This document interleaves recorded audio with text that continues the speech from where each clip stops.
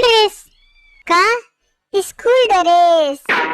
हाँ पहिनी school dress शांति से, ना तो तोरा बाप जी कन तोरो के लतिया दे। मम्मी हम स्कूल ना जाएम।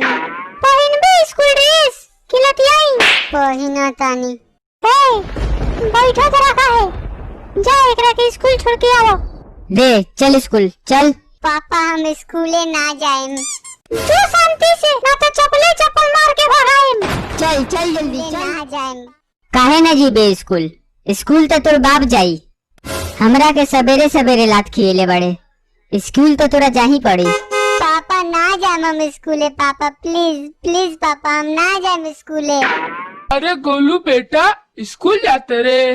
जाता के जबरदस्ती भेजा था साला, सवेरे सवेरे माई से लात खइले बा यही से। अरे गोलू बेटा स्कूल जाते तो अच्छा ही बात बना। अच्छा बात है तो लही देख, जा तू स्कूले।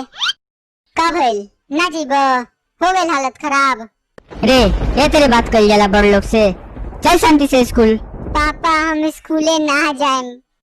रे गोलुआ स्कूल जाता रे, ते ना जेबे का? ना आज कोनो पढ़ाई वढ़ाई ना होई स्कूल में, यही से पापा साथे जाता नहीं घूमे। सीख कुछ एकरा बाप से, ऐसन कमीना बाप मिलल बा।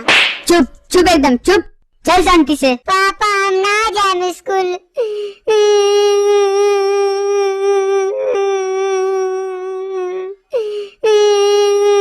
अरे गोलू बेटा स्कूल जाता रे? ना तोर माई के बारात लेके जाता नी, चल बे। बदतमीज, ये तेरे बात कल जाला? तो के तरिया बात करी, अंधा बड़न का? स्कूल बैग नहीं के दिखाई देत, ड्रेस नहीं के दिखाई देत। चुप एकदम चुप, रुका शाम के तोरा के बतावा तानी।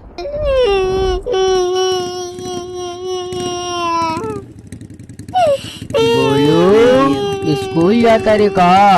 ना तो लाश के जाता नी, रुकबे तो रुक ले।